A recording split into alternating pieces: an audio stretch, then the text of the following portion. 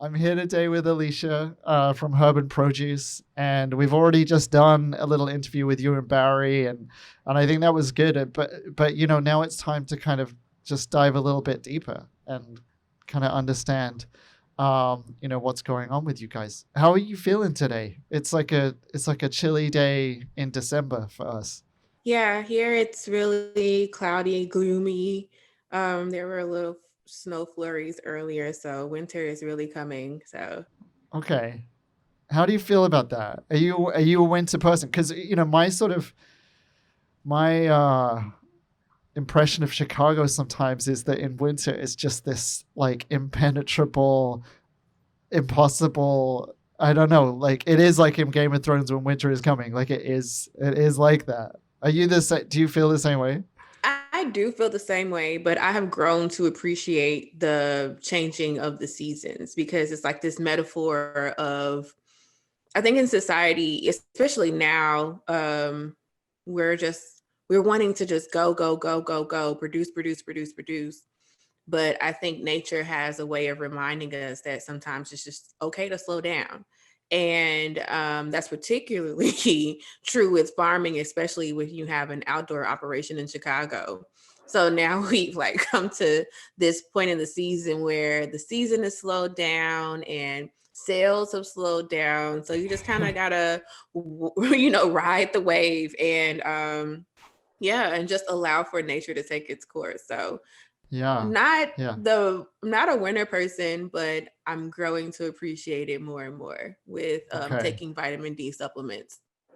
Oh, okay, good. Yeah, I take vitamin D as well, and I try to get my girlfriend to take it, and then she does it like I don't know. I have to like sneak stuff into the smoothie for her. I put the B12 in. I put vitamin D and yeah, and just to make sure that she gets it. So I'm glad you're doing that as Yeah. well. So should we, just for the benefit of people who maybe haven't watched the other interview, although they should, who are you and what do you do? And tell us all about it. So I'm Alicia. Hi, everyone. I'm the co-owner of Urban Produce. As I stated in the last uh, segment of the podcast, it didn't start off that way. I started off as a greenhouse manager, and my role has grown over time, just with the growth of the company. So that's really exciting, to have that opportunity to have equity in a company that. I have really worked hard and I really do believe in for real. So that's really nice to have that perspective and also to have the opportunity to cast vision on that company. So my background is in science. I am a degreed scientist, molecular biology with an concentration in genetics. So that was my educational background.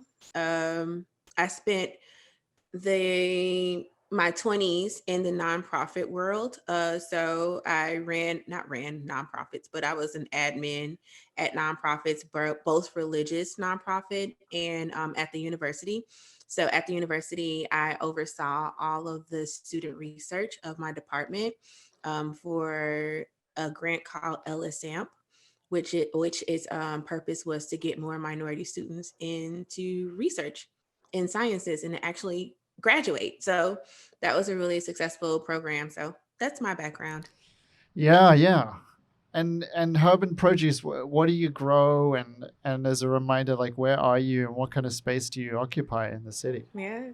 So Urban Produce is an urban farm in the East Garfield Park neighborhood in Chicago. It started off as a 4,000 square foot hydroponic greenhouse.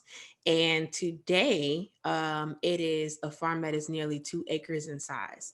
So we have over 17,000 square feet of traditional agriculture, which houses our production beds. And we have, I want to say, 1,200 square feet of vertical growth space through our A-frames. And yeah, then we're going to have this amazing vertical farm that's coming next year. And if you go back, I remember you telling us like that you had sort of walked past the farm before you joined and you'd sort of been aware of it. what was your impression of urban agriculture before you got involved in this whole business, and how has it played out now? How has your sort of understanding of the whole space developed as you've become part of it? Yeah. So I don't know if you've ever sat in a science talk before where grad students or PIs present their research to a room. And so one summer I was in this research program and I remember like everyone was just talking about their research and I was just so bored. And there was this one grad student who was finishing up at UIC. I will never forget her. She did her research on trichomes of plants and how it related to pollution in urban settings. Tell people what are the trichomes, by the way. So trichomes are basically a part of the leaf. I often see them. I don't have any here, I think, but we grow. Do you ever grow this green wave mustard? Do you know that? It's like a really strong mustard green, but it has like a very frilly leaf, and it'll develop trichomes which almost look like little hairs, right? Yeah, they're like sort little of hair-like spiky little structures on the things. leaves. Yeah. And often it means often that the plant is kind of defending itself, or it's just really healthy, and it's got like a lot of good stuff going on. And my friends in the cannabis industry also try to identify plants that have very visible trichomes, because it can Oh mean that there's a yeah, lot of trichomes oil are like a production. huge thing in the cannabis industry because it lets you know the quality of Yeah, the yeah. plant. Yes, for sure. Sorry. Anyway, sidetrack. But I No, just that's wanted to. Yeah, great. yeah. Okay. And so she was relating trichomes to pollution, and she did a lot of her research at urban farms. And so that was the first time that I'd even heard of the concept of urban farms in the or farming in the city. And I was like, that is really cool. I would love to connect with her. I never connected with her, but when and I was actually thinking about going, because my background is in genetics, and so I was thinking about going into a wet laboratory and just doing a lot of genetics research at um, at another university. And so at the same time, there was this really cool greenhouse being built around the corner from my house, and I'm like, I wonder, what they're doing. And so I would follow the signs that they would post. And so one day I was finishing up at grad school, really stressed out, and I was walking my dogs, and that's how I ended up connecting with Victoria, who was at the farm before. And yeah, like it has really been cool to see its growth. And at the time, it just was that 4,000 square foot hydroponic greenhouse. But I'm glad it was just a 4,000 square foot 4,000 square foot hydroponic greenhouse, because I don't know if I would have been able to run a farm of the size that it is now with no experience. So it's kind of like I grew with the farm. Yeah. So that's Yeah. been really fun. Yeah. And so when you said you had no experience, like how did you convince someone to hire you with no experience?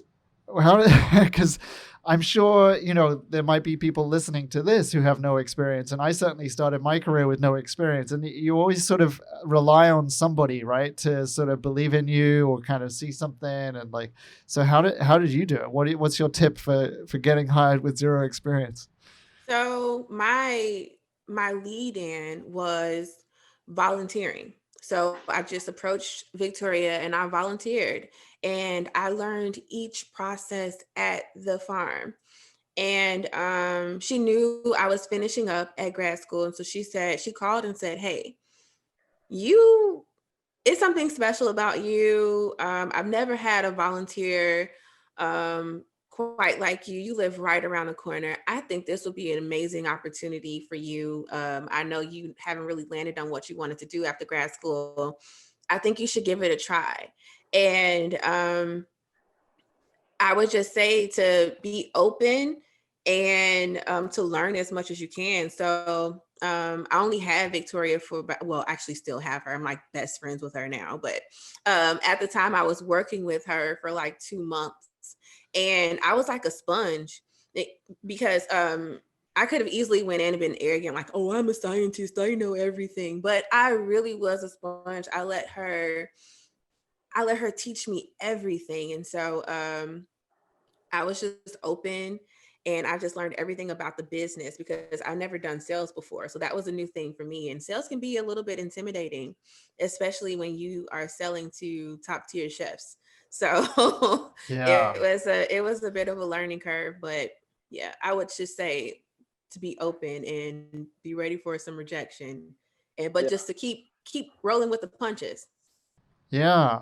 And so, I mean, and it's also, such a thing about urban farming that you were able to walk around the block and see this farm, right? I mean, that's one of the things that I kind of love about what we're able to do and other urban farms is that you can have farms that are right there in the middle of the city and people can see them, they can understand how their food is growing, as opposed to getting their produce from somewhere in California and having it shipped in and not having any connection to that.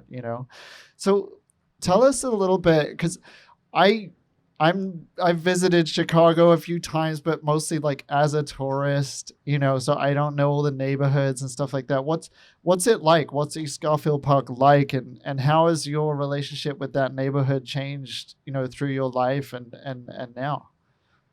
So um I feel like New York is the same, where each neighborhood has its distinct identity. And Chicago is kind of the same way, where it's one of the most segregated cities, of course, but I feel like each neighborhood has its own distinct identity.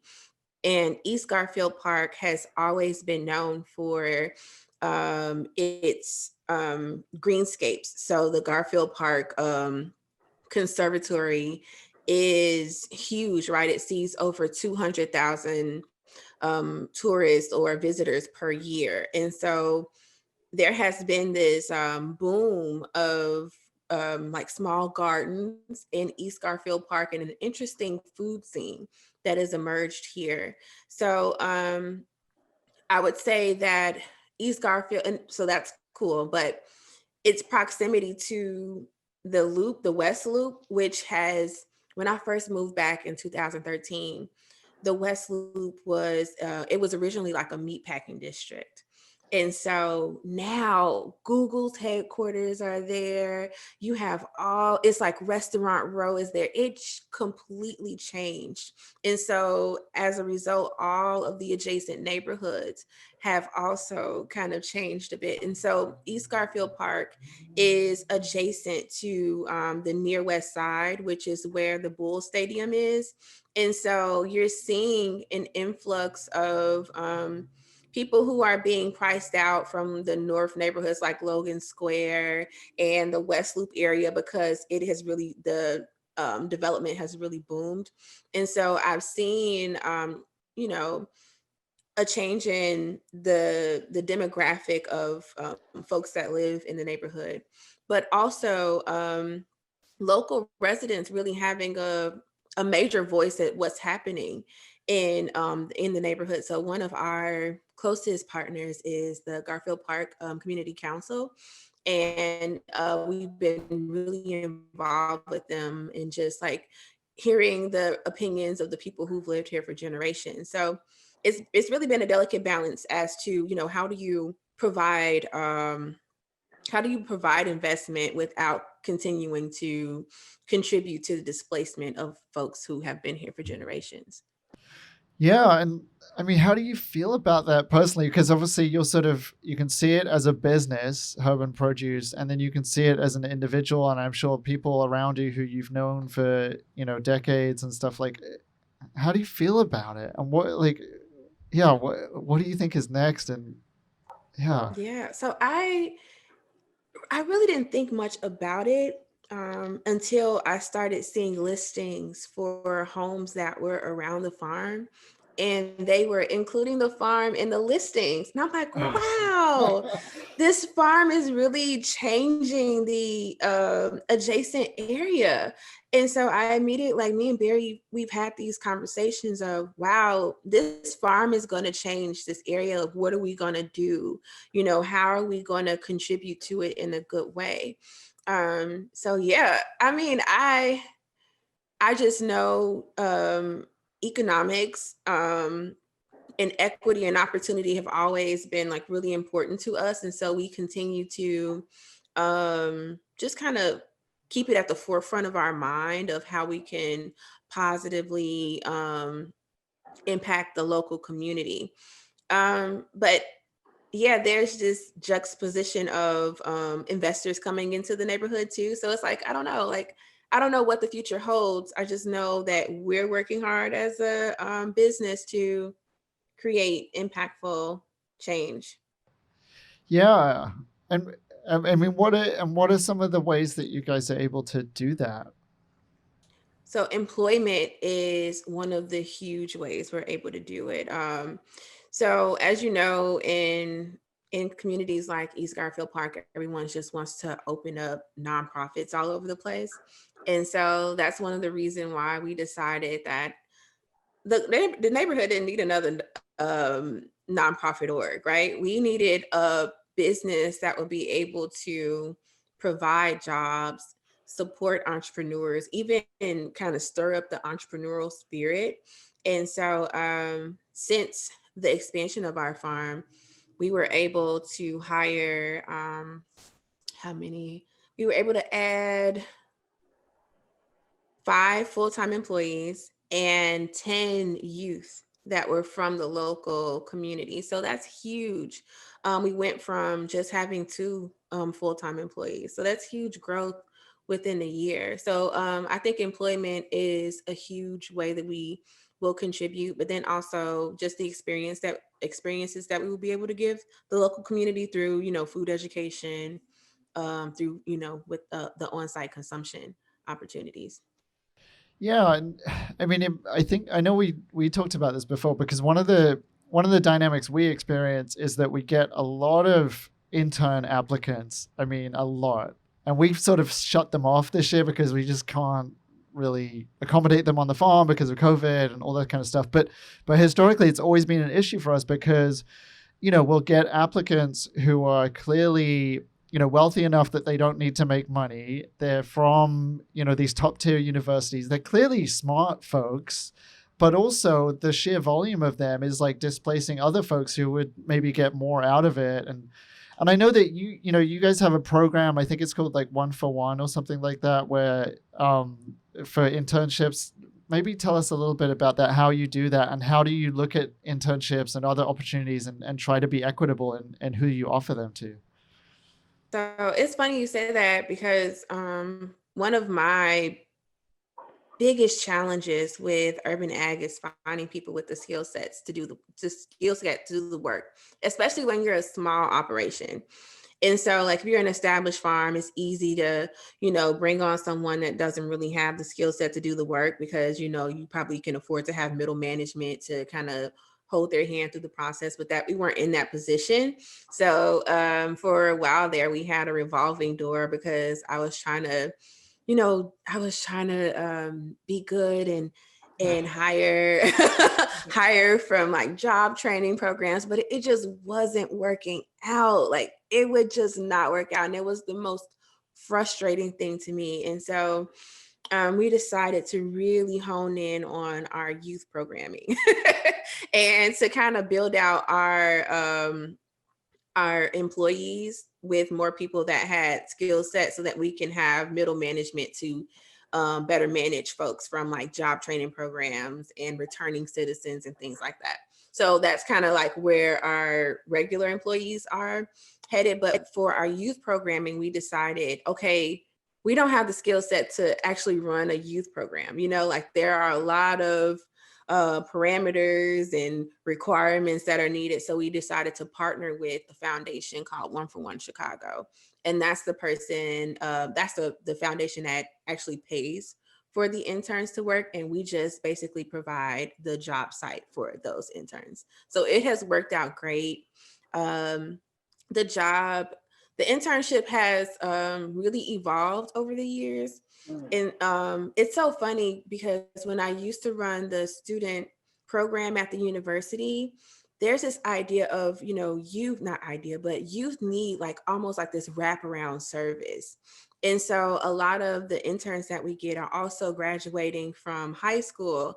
And so they're looking to apply to college. And so there were so many needs, and One for One Chicago has really done a really good job at not only finding them job placement, but also providing a lot of different touch points for them, and really providing this like 360 type of mentorship. Yeah. Well, so like specifically, what does that look like, and what do people maybe coming from high school, maybe spending some time with you, and then going on to do something else? Like, what might that look like, for example? Yeah, so right now they come and they're like, what the heck is this? Like what is a farm? So they're not familiar with the work that is involved on the farm. So about 2 or 3 weeks in, they're like, oh my God, this is such hard work. I can't believe I have to do this. And then like maybe a couple of weeks later, they really get excited, and they really have a deeper connection. And so a lot of times I see that the interns end up really wanting to explore urban ag and all the job opportunities that are connected with it. So a lot of them, like, research, not research, yeah, but research programs that are associated with growing in the food industry. So it's like it's given them a level of exposure that they didn't have before. But like I said, like the 360 wraparound service is definitely needed because our students have an extra barrier that is involved with actually getting to the university that I didn't even have as an individual. So, Yeah. Yeah. Yeah. Interesting. And when you think about Urban and your kind of role or within the Chicago like urban farming community, where do you think you fit in, and like how does it relate to what other folks are doing, and are there some other folks doing really interesting stuff that you'd like to kind of highlight and point out? yeah. So, um, I think I mentioned this in the last segment, but I kind of see us as I don't know, like we're doing something different because I feel that urban ag either fits into two categories in Chicago. So either it's this feel good nonprofit organization, or it has millions of dollars backing it, by VC. So we're kind of somewhere in the middle, and so it's very unique. And so, as you know, I didn't have a background in urban ag. So I did a lot of, workshops, seminars, and I got to kind of sit in the room with the people who were running these programs and people who ran these farms. None of them looked like me, right? But I felt like the industry, it didn't look like me, but I was like, man, how can we change this? There were no, co-owners or owners in general that looked like me. Everyone that looked like me were either, farm leads or doing, farm hands. And they were kind of in front of the room stating how this program changed their life. And I'm like, oh my God, this seems so exploitative, And I'm like, so I saw the ugly side of urban ag, but at the same time, I saw potential of how my business could be a little different. So that was kind of my initial connection with urban ag in Chicago. Yeah, I'd love if you can talk more about that, because I see some of the same dynamics, in other cities, and I think that um, if you look obviously historically, there's this huge agricultural, sort of monstrosity in the US about, how folks of color have been treated and how land use has been taken away from people. And then, to see not exactly the same thing in urban agriculture, but like there's some sort of echoes, I don't know, talk more about it. It's super interesting. I am second generation removed from farming. So my great grandfather had a huge farm in Mississippi. And my mother talks about him being this great entrepreneur. He basically farmed by himself. They would go down in the summers to kind of help him out with all the crops. But of course, none of the children wanted to take up agriculture. No one ran the family farm. And of course, the grandchildren didn't, because all of my aunts and uncles, they moved to Chicago. So they did more industry jobs and they lived in the big city. So no one was returning back to the South. And so when I talk about farming to them, they're like, wait, what? You did all that schooling to do farming? I'm like, yeah, but it's connected. I promise you, it's technology based, all that. So just to see how a lot of the generations, or the two generations before me, how they kind of lost this love for farming because of all of the negative connotations that are associated with it. I mean, I understand it. Like I wholeheartedly get it. It's a lot of hard work, one, to farm, and you really don't see that much of a profit. But you also see how broken the food system is, and how it really wasn't. It really wasn't built. Let's be honest, like if we go back to slavery, it wasn't built to be sustainable. I just recently went to the Civil Rights Museum in Memphis, and in the beginning of the exhibit, it talked about the requirements of each slave based on the type of crops that they grew. And I remember it was like I think the tobacco crop, and they were like, one slave was responsible for 1 acre. I'm like, oh my God, I could not imagine being responsible to farm. And they were saying how the sugar plantations were so deadly that they were replacing their force every 3 years. So the life expectancy of a slave was 3 years for a sugar plantation. So with that deep rooted history of how broken our food system is, I can see why a lot of African Americans have shied away from the industry. And so just now coming back into it now in this modern day, it's really funny how it has really shifted, but how no one that looks like me is running the actual businesses. So it's been, I don't know, it's kind of been this like thing that I kind of wrestle with all the time of how do I turn it around, not by myself, but how do I turn around, and how do I kind of educate people of how to be connected to their food again. Yeah. No, I mean, that's there's a so long many... answer. No, but that's it. The reason that I think we want to have conversations that are longer and deeper is that we can talk about these kind of things. Whereas, like when you're on a panel discussion, you have like 12 seconds or something to talk about like, why did you get into urban farming? And then it's like, okay, but there is this huge other implications of what we do. And whenever someone mentions like the food system or one aspect of the food system in America, it's like, okay, well, it's connected to this and this and this and this and this. And, you sort of can, the more you dig, the more you find. And the more you find, the more it's like, oh, this is super fucked up. And yeah. And so I'm not surprised. I mean, it's really interesting to me, that dynamic within a family, even to say like, okay, we've sort of moved away from farming as a family because it was so hard and so problematic. And then I'm guessing it was sort of a great migration kind of timing, right? To move to Chicago, as so many families did, right? And now to be back in the world of farming. Yeah, I mean, what's it like? Do you ever get the chance to talk about this with grandparents or other relatives who are kind of older and have sort of both perspectives on this and everything? Yeah, they are amazed by it.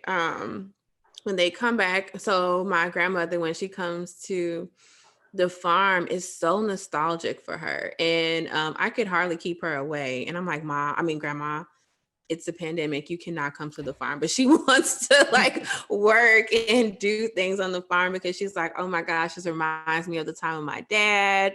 And of course, like her father died before I was born, I think in like 86. So he's been gone a long time. So it's like she has this, she immediately went back to just, farming with him and how that made her feel.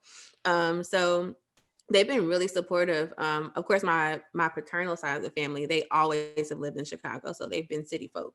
So they don't have the same connection. They're always like, no, I'm okay with not farming. But yeah, just to see that resurgence of pride and oh, this is so nostalgic, and oh, I get to pick my food. And then she goes home and she cooks it and she's like, oh, I remember, this is so fresh, this is how it used to taste back home. Yeah, yeah. Well, tell me about the food then. I noticed behind you you have the Vegetable Butcher book. Uh, but I don't know if I know that book or not, but like, tell me about the food history in your family, and if you go back to that Mississippi time versus now, and then, like, I know personally that the food within my family has changed a lot, even just during my lifetime. So I don't know, how has your family's relationship with food changed over time, and what is it now? Yeah, so before, so back when my grandmother was growing up in the South, they grew everything. So my grandfather had this huge, field. So on the off seasons, he preserved. He had livestock, so he slaughtered a lot of the livestock. He fished. So he would prepare all the fish, so everything was fresh, everything was like farm to table, as we say now. And so to go from that to my generation, where I'm ordering Uber Eats every day to survive. So that's exactly how it's changed. So even back with my mom, she probably prepared maybe a couple of meals a week because she was a working parent. So we ate out a lot. And so there has really been this disconnect of where our food is sourced from. And so, as I said, like we're in the midst of this pandemic, and now people are really conscious of what they're putting in their body. So I think this is a very unique time to kind of be in the forefront and kind of talk to people like, hey, we can connect back to our food. And so with my family, it has kind of been that same thing. So everyone pays attention to labels now, to see where their food is being sourced. So that's really been important, and I'm glad that that's happening now. Yeah, we're starting to connect back to our food. Yeah, tell me more about what you think about that, because you're one of the first people I've spoken to who has connected the pandemic to food and what we eat and paying attention to what you eat. I mean, personally, I think it's staggering when you look at the numbers, right? The risk of mortality with COVID like goes up how many hundreds of percent with comorbidities like diabetes and heart disease and just other conditions, right? And historically and presently in the US, a lot of those conditions are really connected to lifestyle and diet. But if you look in the media, if you look on TV, or you look on New York Times or whatever, people don't really mention diet at all when they talk about COVID. They don't mention what people are eating. They don't mention lifestyle. They don't mention any of these factors. And it's sort of so tragic that this pandemic has gone on long enough now that someone who had made an attempt back in March to change what they eat and eat healthier could have had a really good progression by now to put them at less risk of this disease. But I can't see anybody around the country even talking about that. What do you think about that and that conversation, and how it fits in? Yeah. So um it just was a reminder of how African Americans are really disproportionately impacted by everything that happens. And so food being one of them. So even East Garfield Park is considered a food desert. We only have one grocery store. It's not even in East Garfield Park, it's in the near West Side. And that just came when I first moved to the neighborhood. And before that, there hadn't been a grocery store in this neighborhood for over 40 years. 40 years. And so it's easy to disconnect from being able to eat healthy when it's always available to you. And for neighborhoods that, have a lot of people of color in it, they're normally food deserts, right? And so the option to walk out of your door and go to a local corner store or grocery store, a little grocer that has like fresh food, it really doesn't exist. And so you end up eating, with convenience. And that's kind of has what has happened to us over generations. We, work hard, because most folks are like working class, middle class. So you work hard, you don't really have the time to prepare your food. And so it's been this convenience lifestyle. Okay, I'm just going to go pick this up on the way home, but I'm not really paying attention to what I'm, putting in my body. And as a result, we have all these underlying issues that have, been passed down. And it's really nerve wracking, and it's disheartening that but it's also an opportunity to kind of turn around the narrative and really just kind of preach, no, we have to change the way we eat, pay attention to the labels, stop eating processed food, let's eat more fresh. So yeah. Yeah, and obviously then the question becomes, right, about, you see folks doing community farms, you see people raising a lot of money to do VC backed farms. And I think the the phrase food desert comes up all the time, right, in urban agriculture panels, but like, what do you think is really happening to push against food deserts and to bring food back to communities and to really solve this problem? What do you see as like the really effective things that are going to solve this? Yeah, it's so funny you say that, because I know you've heard a lot of people that have these pipe dreams of opening up this community garden or starting an urban farm, and then all of a sudden they solve the issue of their neighborhood being a food desert. Like, it would take an army of little small urban farms to support a community. And so the reality of of these small farms being able to support the population is unrealistic, right? And so what we really have to push for is more development so that we get more grocery stores.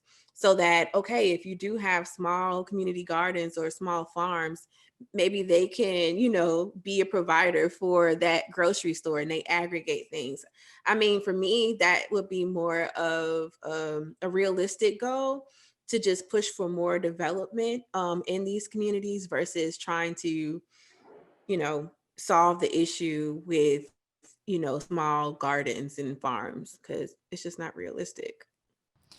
Yeah, I think, no, I mean, this is one of the sort of really, I guess, tricky things that I find with urban agriculture is like, first of all, a lot of people come into this very idealistic, right? It's like, oh, I want to solve this, and then you start to do a thing, and then you realize how hard it is just to grow like a bean is really hard, and so then, of course, people get wrapped up, as they have to, into just keeping their own little thing alive.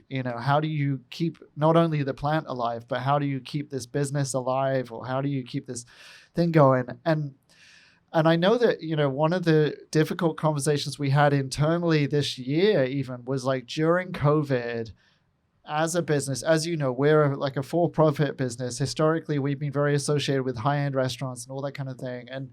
And then, during this year, there were a lot of conversations with a lot of our junior folks, I would say, who wanted to like donate a lot of produce, wanted to, people were saying, look, there's starving people on the streets. We should be donating this thing. We should.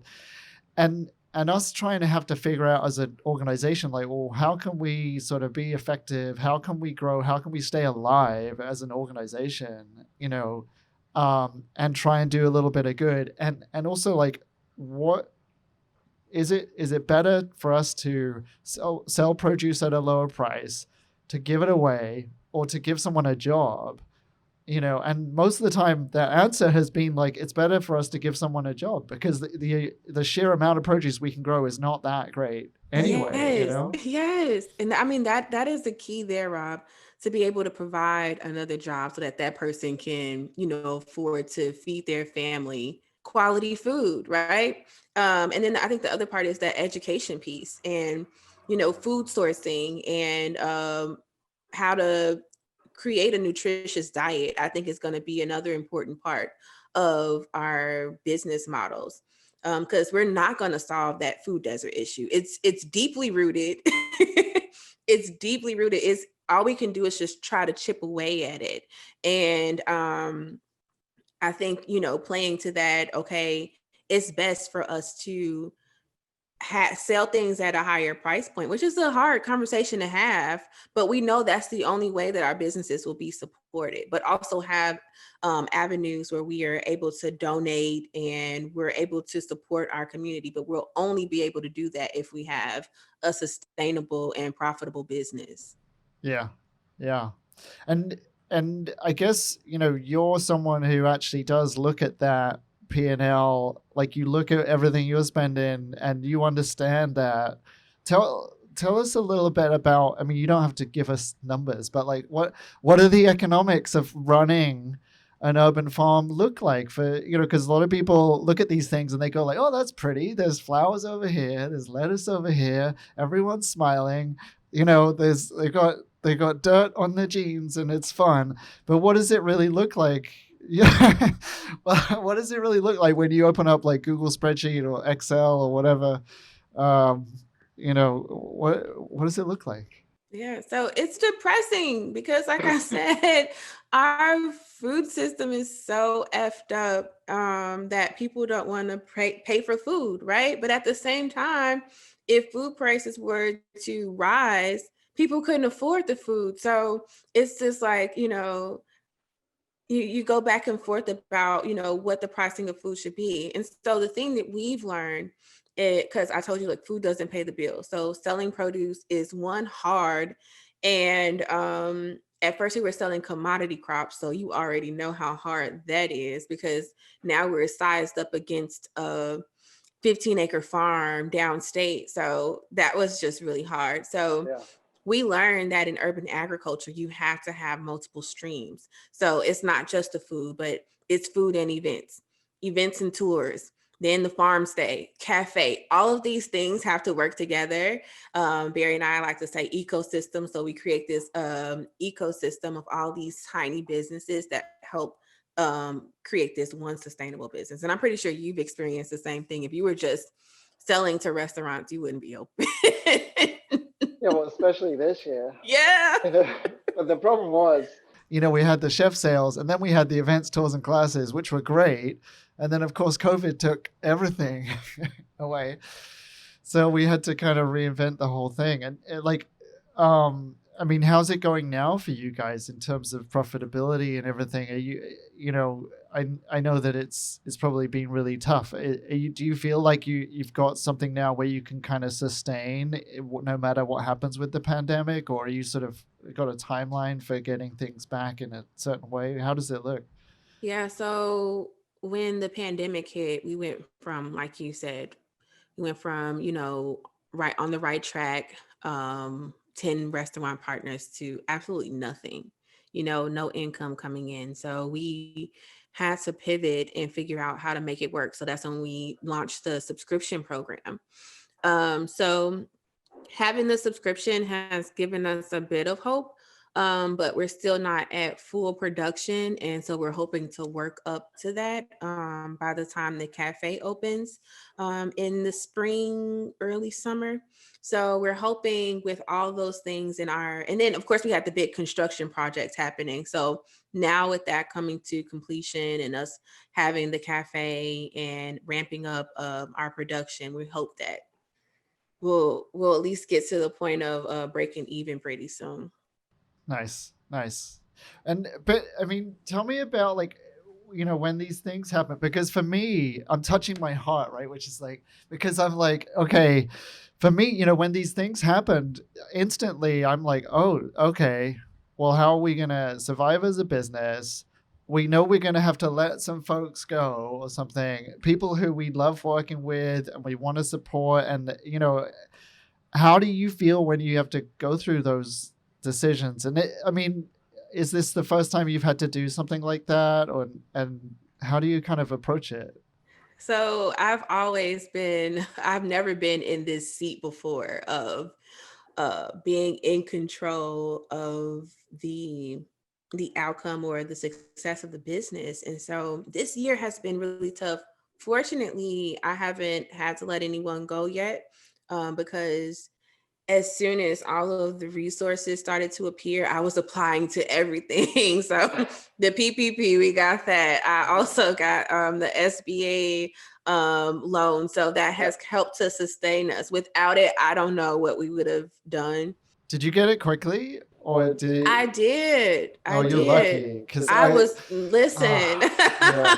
But like, let me tell you my story, right? Just for a second, because like, the crazy thing was, we raised some money in February, and the bankers at Chase, who normally just didn't care about us, suddenly started calling me saying like, "Oh, we want to meet you, and we're gonna be your private bankers and all this kind of stuff." And I was like, "Okay, fine, I'll go and I'll meet you guys." And I knew that it was nothing, but then they talk to you for ages about how they're going to help out your business, and then you can call them if anything happens. And then literally 6 weeks later, I really need the PPP loan, and I need to apply through them, and you can't get them on the phone at all. And we didn't get it for months and months. And thankfully we had some cash and it wasn't a disaster. But I can imagine for a lot of people, that difference of 6 weeks or whatever, that'll kill your business. So anyway, I'm really glad you guys got it pretty fast, because I think a lot of people didn't. And it was really clear that Chase Bank or these other banks, they prioritized their big customers first, and then the smaller folks, like, okay, we'll get to them later. Anyway, that's my rant. Carry on. No, you're absolutely right, because that's how it is. I just applied for a state grant just to kind of fill some gaps, and that one's taking a very long time. So I don't know what's going to be the outcome of that grant, but yeah. And so, I'm just taking this thing day by day. Yeah. And so, but who do you kind of look to, when you're going through these kind of things for the first time? Obviously, you work with Barry, who I think has a lot of this real estate experience, other sort of business experience and stuff. But, do you come from an entrepreneurial family? Are there other folks in your family who you can get advice from? Or like, how do you figure out what to do? So I will say Barry he has like held my hand through this whole process, because he is a serial entrepreneur. And so this isn't his first baby. And so his knowledge of what to do in what situations, like, like I can't pay for that. I can't pay for that knowledge. And so usually I go to him for a pep talk. He's like, well, you got to figure this out. And I'm like, well, thanks. Thanks for the pep talk. yeah. And so usually, I end up figuring it out. And it's just kind of worked that way for the past 2 years. Okay. Well, now because I'm so deeply invested and I know that I have, 4 other families that are depending on the success of this farm, I'm like, I can't let them down. I have to, just keep chucking forward. So I allow myself to, feel the gravity of what's happening, because, this is such a unique time that we're in, like it's no way to just keep going and not allow yourself to feel. So I feel it, but then I'm like, okay, what's next? What are we going to do? So I think being the ability to be nimble and try to figure out what to do next is kind of what has been sustaining us. Yeah, I have so many questions about how you deal with that because, like, I think that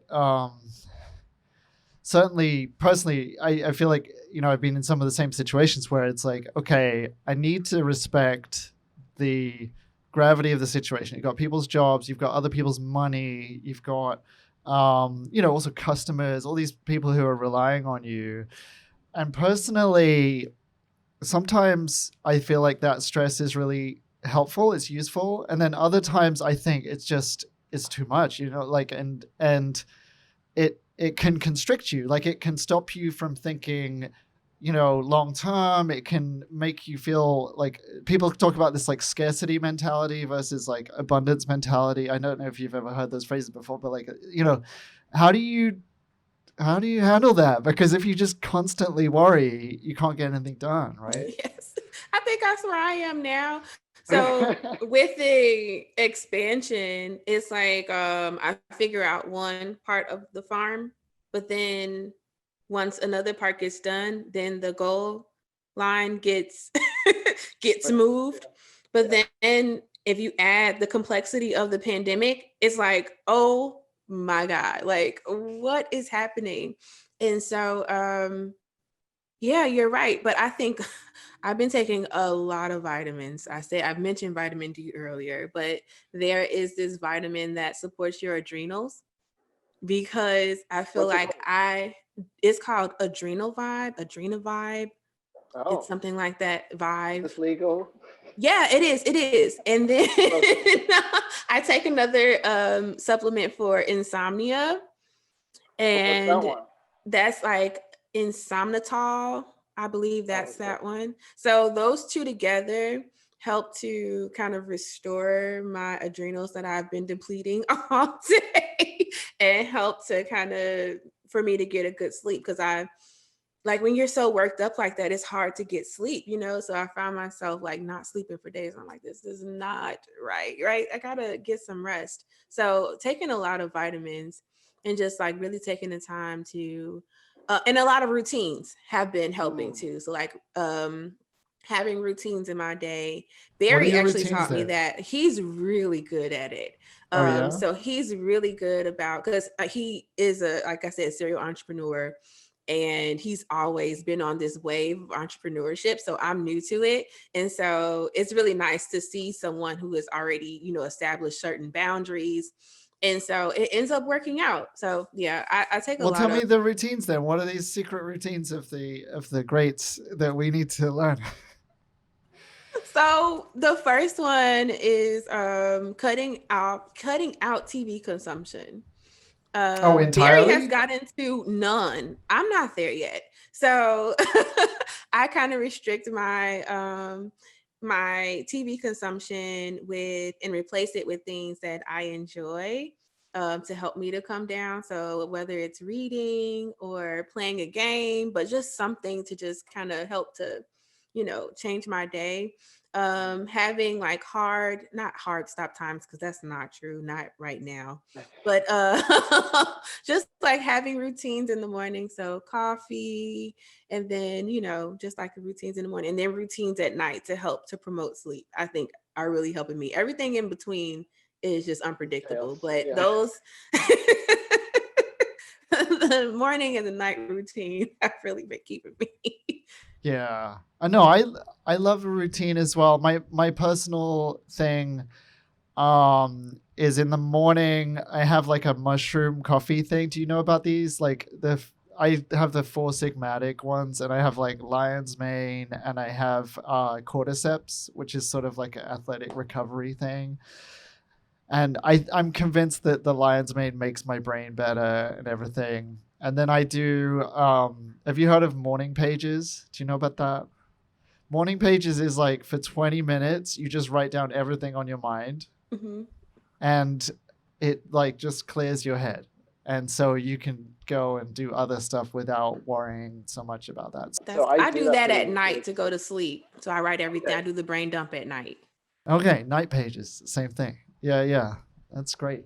That's great. I mean, I think it's a real, it's been for me a real sort of process, because when I was younger, I had a different company and it was VC backed and we had a lot of pressure on us and everything. And I was much more like, I would work myself like crazy and then I would kind of crash, And I think Farm One sort of taught me that I can't really do that. It's not sustainable.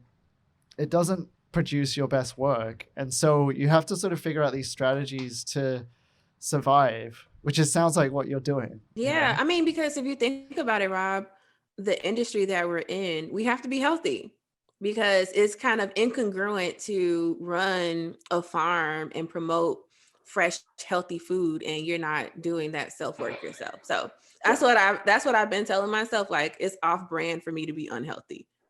Yeah, no, I think it's true.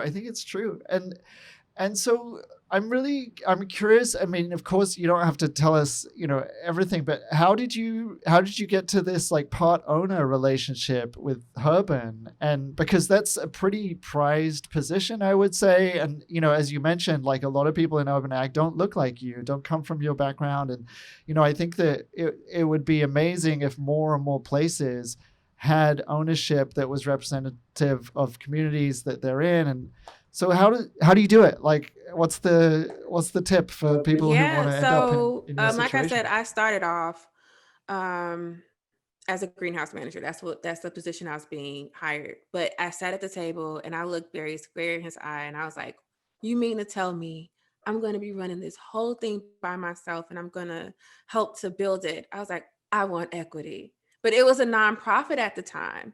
And so there was no way for me to get equity of the company that, you can't distribute equity to. So when we decided that the nonprofit model wasn't working anymore, and we wanted to switch to a for-profit model, that was the first thing on the conversation. He said, you know what, you mentioned equity when we first started, let's you just become a majority owner. And that's just that. And so that's how that conversation. So one, he's a good person because I know a lot of people wouldn't have took that kind of risk, but it's just, but he understands that because he does something on the side, and I was the one like, soldiering up and running the business, that I worked hard for it. And that's what I did. So even before I became co-owner, when it was a nonprofit, I was working hard at trying to figure out how to make the company more money, how to change the operation so that it would become sustainable. I saw it as my own. And what I see in a lot of young people today is that they think that just because they come on site that they deserve, a higher salary, and they haven't really put in the work. And so I'm so glad I listened to this podcast like my entire 20s. It's this lady named Myleik Teal, and she is the owner of Curlbox. Have you ever heard of this subscription service? Yeah, I think so. Yeah.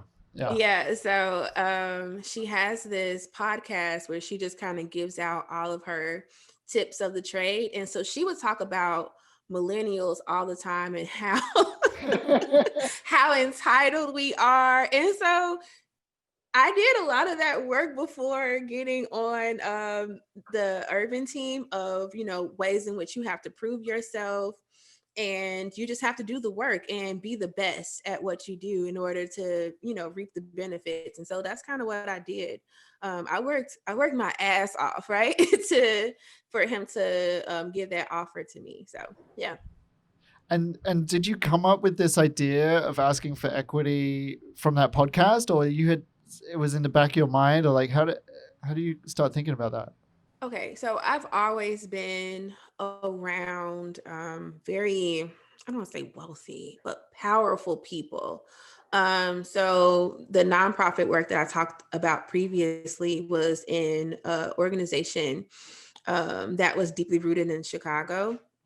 And so I've always been around high-powered individuals, whether it's in government, the entertainment industry, that types of thing. So I really paid attention to the way in which these people move and navigate throughout the world. And so I know that equity is one of the biggest parts of that. Having some kind of ownership is a contributor to wealth. And so I know that that's something that I wanted for myself. I mean, no, let's say urban has a long way to go, but that's just something that I wanted for myself. And so just having that education before to just know what to expect and what to ask for, especially when the company is a startup, was, I guess, previous knowledge.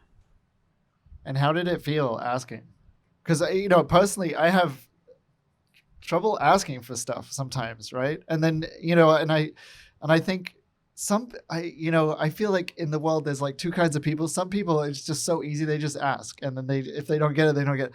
But like, it's hard for a lot of people to just ask. Yeah, I think I had an outer body experience, because usually I am I am slow to ask for things that I want. But I was looking at what the offer was at the time, and I was just like, wow, I could go to a lab and make, more money, or I can take this opportunity to build something meaningful. And so I wanted to do that. And I was really passionate about the work.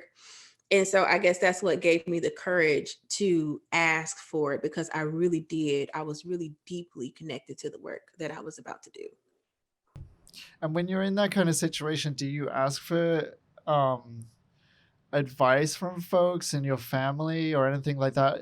Like, yeah, you do. Yeah. So I always say that my dad is my financial guru. So he was the one that kind of coached me through, he coaches me through all my financial, my financial moves, but he was the one that was like, okay, yeah, I agree with you. You should ask for it. It's a fair question. Just see what happens. And my husband is also a big encourager of just ask it. Just ask. I mean, what's the worst that could happen? They could say no. Right. So just the encouragement of them too would just really help me to like just ask. Yeah. But I know it's something typically that women historically don't ask for what they want, because they feel like they're not going to get it, or they're going to be challenged. And the thing about it, he didn't challenge me, which was encouraging, because I think had he challenged me on it, I probably would have been, more prone to retreat. But he didn't. Yeah. Like, he didn't challenge me. He was just like, well, let's table it and let's talk about it later. And he really came through on his word. Do you ever see like a similar dynamic with people working for you? Because now you're sort of a little bit on the other side of the table sometimes, right? And do you like, because I know personally, sometimes I spot it where you've got someone great who sometimes I tell them like, oh, you know what? Like, if you just give me a proposal of what you want, you're going to get it. Do you ever see stuff like that from your side of the table? So our recent hire, the farm manager that we just hired, she's such a go-getter. And so it's really important to me now to hire based off of personality, somewhat skill set. I don't know if you've like seen the same thing, but personality, I think, is a big driver. And when you're running a startup like as small as ours, personality is like gonna go way longer. And so her having that same like entrepreneurial spirit is great. So I'm like, that's key. Everyone we hire just has to have that ownership over the farm, because that's the only way it's going to continue to grow. Yeah, 100%. How do you interview people then? What are your tips? I don't know. I feel like I'm still not good at it. But well, that probably means you're pretty good, because like people who think they're really good at it are not good at it, I would say. I try to, so it starts off, I try to make it very, conversational, more of a conversation of, okay, do I even connect with this person? Because we all know that people beef up their resumes and they say they know how to do one thing, but they really don't. So just to have a conversation and then, kind of get a deeper connection, and then, just start. And I think asking a lot of troubleshooting questions, like how would you troubleshoot this scenario, has really helped me. So just like seeing how they respond to pressure, because we all know like working in a farming environment is a lot of pressure. Things could go wrong at the blink of an eye. If a reservoir runs dry, all the plants are dead, and okay, we have all these orders to fulfill. What do you do? And Yeah. so just waiting and hearing those answers of how people troubleshoot has been a big plus. And for the lower tier jobs, so like farm hands, we do work days, so we actually get to see them in action. So that's really helped a lot too. So doing a little short interview, but really having it be, okay, I'm working alongside you, so I really get to see who you are and how you work, how fast you work, and what your experience is, if you actually know how to harvest it, because you said you did. So Yeah, I think that's like you can't hire anyone on the farm without doing that. Because the person who looks amazing on paper, like even people who've had experience in other farms, who like, and then you bring them on the farm, and then it's like, oh, okay. I mean, I remember we had one guy, and it was this perfect scenario because we had all these trays that were being moved around, and he didn't real. I wasn't like spying on him, like definitely not. But I was just walking past, and I just saw him. He dropped one of the trays on the floor, so all the produce got dirty, and he just sort of, and then he put it back on the shelf. And I was like, all right, well, that's the end of that then, But it's the kind of thing where in an interview you'd never even get to the bottom of that, And that was anyway. But yeah, so you have to do something like that. I totally agree. And so, what do you think that your mistakes have been? I'm definitely someone who's made mistakes in terms of all kinds of things. But like after having done this for a couple of years, like what if you could look back and warn your younger self like not to do this or that, what do you think it would be? So when I first started, I didn't realize how important models were. What Even do you mean by that? like financial models, Oh, okay. and just like diving into the data and the numbers. Yeah. And so at first we were just doing without like really measuring all that was done to figure out what made sense. And so um at first I wish I would have taken the time to really record more data so that I would be able to project better, because as you know, like you have to figure out what makes sense in order to make a farming business sustainable. So yeah.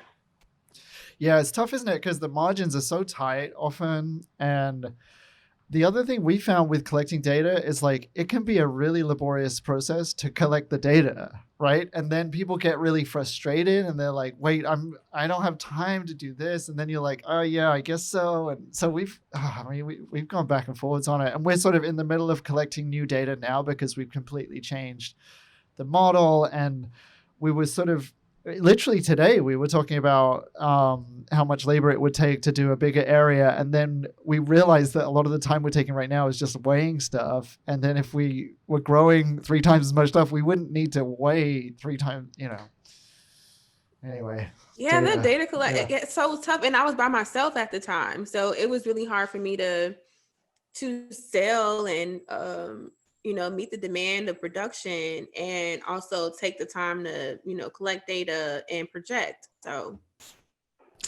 yeah. So I want to talk about maybe 2 more things, and one of them is molecular biology to farming, and like what do you I guess part of me doesn't even sort of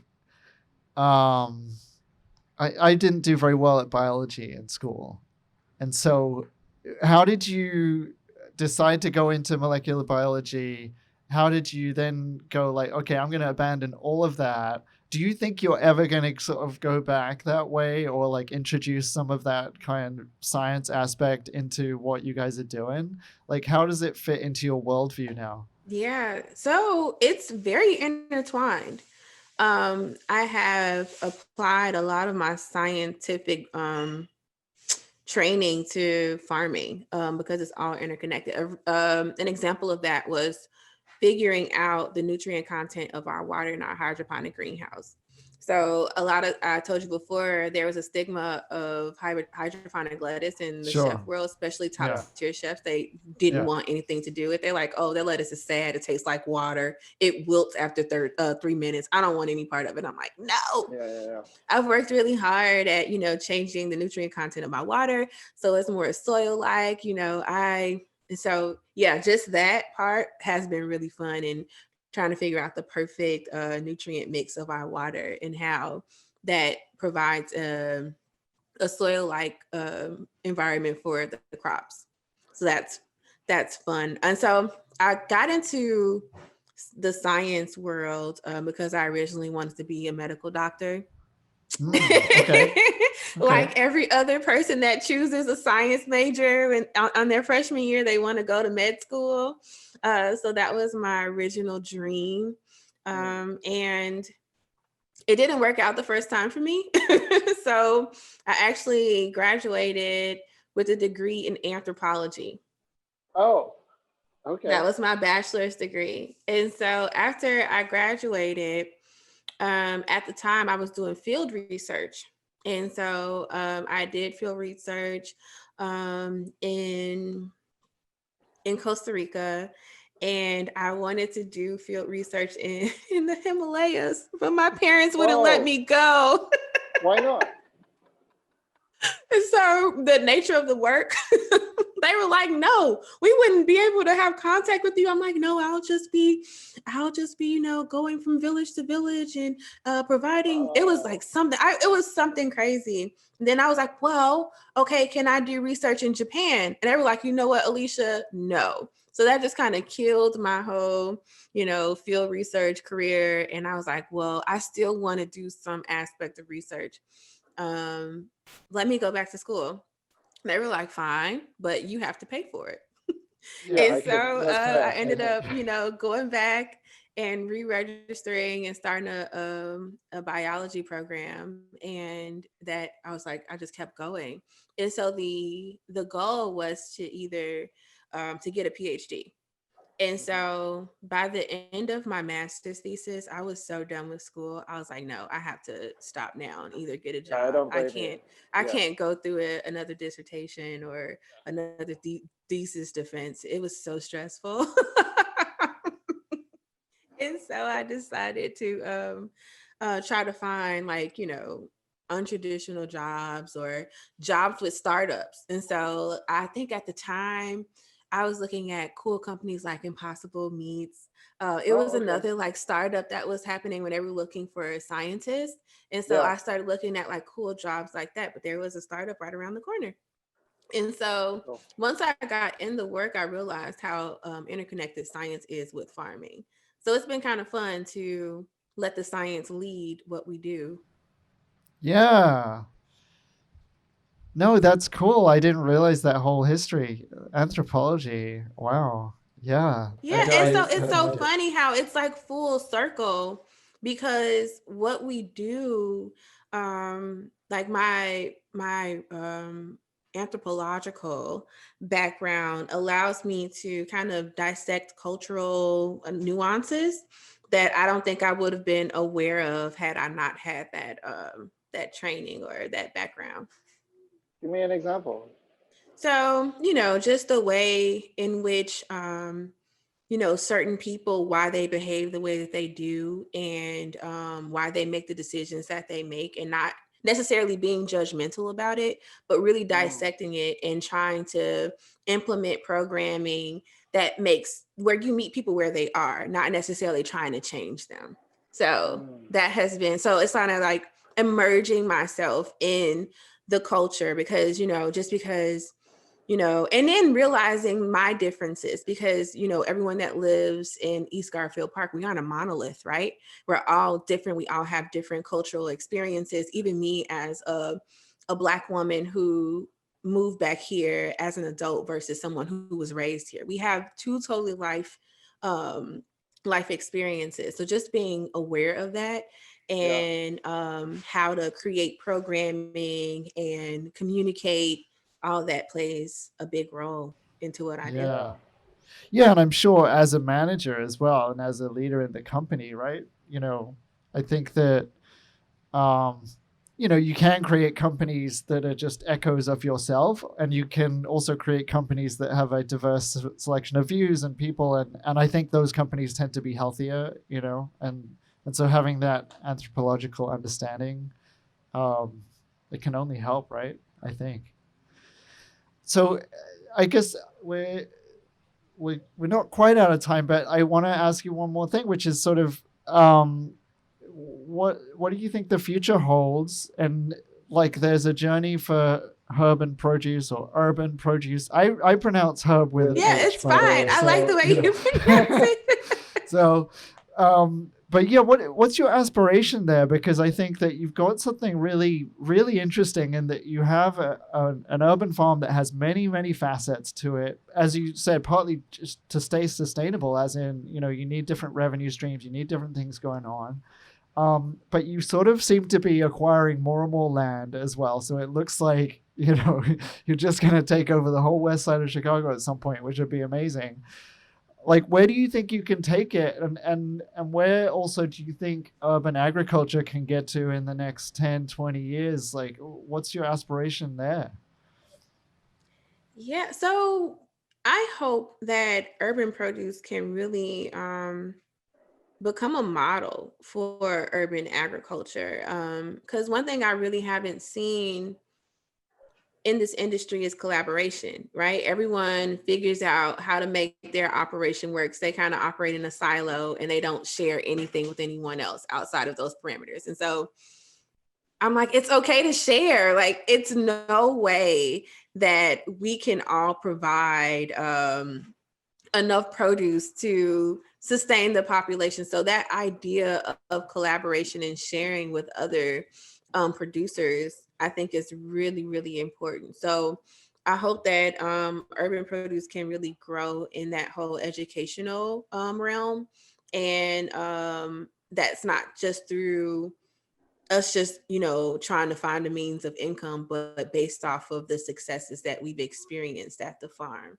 So hopefully all this, R&D and blood, sweat, and tears will pay off, so that we will be able to help someone to kind of establish a seamless operation, um, and be able to do it, and for anyone to be able to do it, like from how to raise money for it, like all this stuff. So I think that's really where I kind of see us, like, so we're creating this model, and then hopefully we're able to, help future farmers.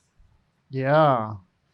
So if you could kind of send a message that was like Alicia's vision 2030 urban agriculture, what would that be? Oh my gosh, I wish Barry was on this call. Barry would say, Alicia, you should answer this. No, right? No. So we both are nerds, right? And so we have this idea of the oxygen positive model, right? So now everyone's talking about carbon neutral. Everyone's talking about carbon neutral, but we have this idea of really intertwining technology and in farming, so that we become this oxygen positive business. So of course we figure out how to do what do you call the heating method? Oh gosh. Geothermal or no? What do you? No, sorry. Go on. No, what is it called? Where you get what is it? A byproduct of what is it? Oh my. Oh, like compost giving off heat? Is it? Yeah, like something that gives off heat, right? So you get that natural kind of heating method. We cut off. So this is using like energy powered vehicles. Of course, we use less water in our farming methods, but we have to figure it out for the traditional ag side. And so, like, just being good stewards of the environment, so that we're carbon neutral, but we're amongst all this green life, right? So our plants give off oxygen, so we're oxygen positive. So it's kind of like this lofty idea that Barry and I have been kicking around for the past 2 years, but yeah. Yeah. That's so cool. No, I think it's a nice oxygen positive should be the next carbon neutral, I'm into it. Yeah, I think we could play a part in that. That'd be super cool. Very cool. All right, well, it's been amazing talking to you, Alicia. Thank you so much for sharing your stories and your routines and your vitamins and like everything. It's so good. Where can people catch you guys online and social, all that kind of stuff? Yeah, so you can catch us at urbanproduce.com. That's HERBAN. So that's all of our tags on social media, IG and Facebook. I'm personally BB_Bluff on Instagram, so you can talk to me. I know that's a long story how I ended up as BB Bluff, but yeah. I may change it to my name eventually, but I just can't part with that handle. But yeah, that's how you can find us. Amazing. And then hopefully in the spring or in the summer next year, people will be able to go and visit, maybe stay on the farm as well, right? Yeah. Very cool. Okay. Well, thank you very much. All right. It's a wrap. Okay.